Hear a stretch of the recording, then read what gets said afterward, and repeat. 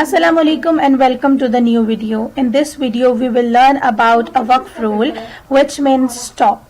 Like you can say when in English sentence when there is a dot, it means the sentence is completed, but in Quran the waqf mean we have to stop on that letter.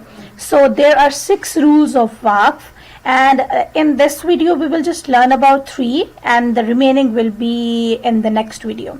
So let's read the first one. So the general rule of waqf is to remove the haraka of the last letter and replace it with the sukoon sign.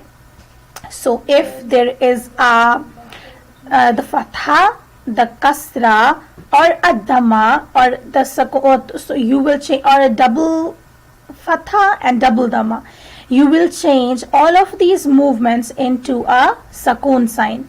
It means that you will not read the movement. Look at the example. It's ahadun. So when you will stop on it, you will read it ahad. You will just skip the movement which is on top of the dal. Ahad, ahad. The second rule is, if the last letter has a double fatha, take out one fatha and read the alif after it. It means that you will just read one fatha on the top. If there are two fatha, double fatha, you will just read one fatha. Asaban, and when you will waqf on it, asaba, asaba, and we are stretching the ba here because there is alif after it. Remember the alif madda rule. So if we read one fatha here while stopping, it will become an alif madda. So that's why we have to stretch the last letter. Asaba. Okay. Now let's move on the third one. If the last letter is a round ta, we will change that round ta into a round ha. We will not pronounce the ta sound, we will pronounce the ha sound, and we will put a sukoon on the top. It means that we will just skip the movement, the last movement. Okay, what we will do? We will do first, we will convert the round ta into a round ha, and then the second thing, we will change the movement into a sukoon sign, like zurriyatan, and when we will stop, zurriyah, zurriyah. Now let's look at the example.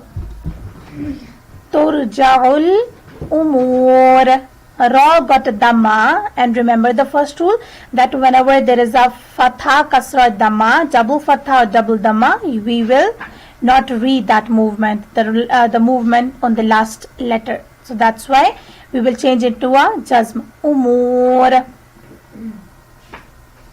Now this one, ajrun kabir. The double dhamma, we will not read it. Okay, look at this thing. Jamia, because it's a double fatha, so when we will stop on it, we will just read one fatha, and because of the one fatha, it will become a alif madda, so we will stretch it. Jamia. Okay, now look at the last example. It's malqari'ah, malqari'ah, because it's a round ta.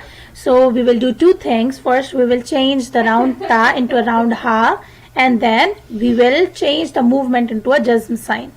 Practice these rules into your Quran.